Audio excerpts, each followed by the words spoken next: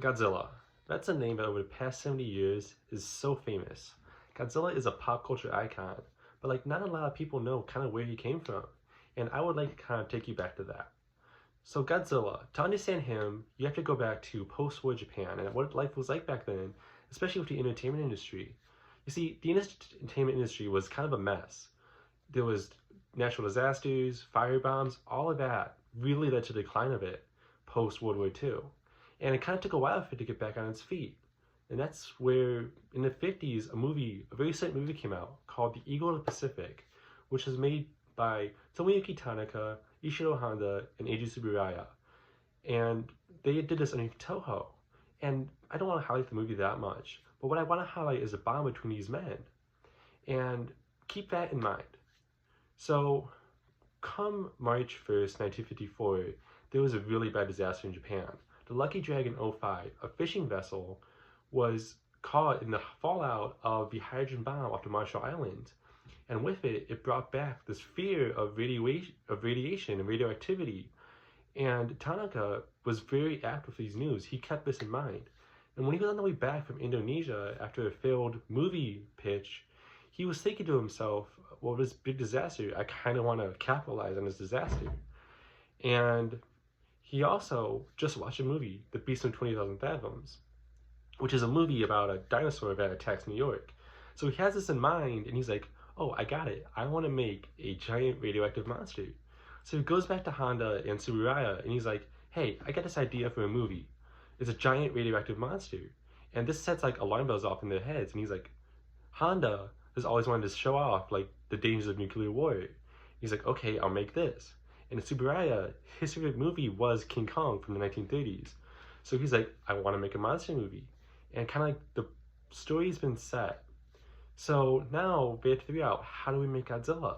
They can't use stop motion because that's so expensive and will take so much time. So they go for the next best thing, a suit. But now who's going to be in the suit? So we go back to the movie that the three men made, and they hire a stuntman, a very hardworking stuntman, Haruo Nakajima, who was set on fire for the film and had to jump out of a plane. And that hard work got him the role of Godzilla. And now they have to figure out, how do we make Godzilla? Godzilla was a mix. He had a frame of bamboo and foam, and his skin was concrete. And Nakajima had to wear this concrete suit to be Godzilla. And it was hard work. Nakajima could not be in this suit for more than 3 minutes, or else he'd suffer from heat stroke and have to get out. And this was so hard because the suit was so heavy, it was so hot because of all the studio lights. So he had to deal with this arbitrary time limit. But he also had to deal with things like fires on the set would bring fumes and flame up into his suit, and he'd be choking in it. He'd be in water for like ocean shoots and stuff, and he would be in fear of being electrocuted, just a natural fear to have like that. And with this whole big heavy suit, he had to be perfect with it because they took a month to build a miniature Tokyo, and there was no going back. If you destroyed something, that was it. It was done. And he had one take in this big suit, this big burden, in order to make this movie.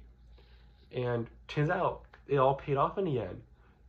The movie came out and Godzilla was a hit. He was feared. He was so much, he was a topical thing in the people's minds that he's stuck in there. The movie theater where it was released, actually, the line was wrapped 3 times around. It was that popular. But even despite like its popularity, it still lost to Seven Samurai by Akira Kurosawa in the same year during the award show, which pretty funny. No diss, it's a great movie. So now here we are 70 years later, and Godzilla is kind of this cultural zeitgeist. We see him in American movies, Japanese movies, everywhere.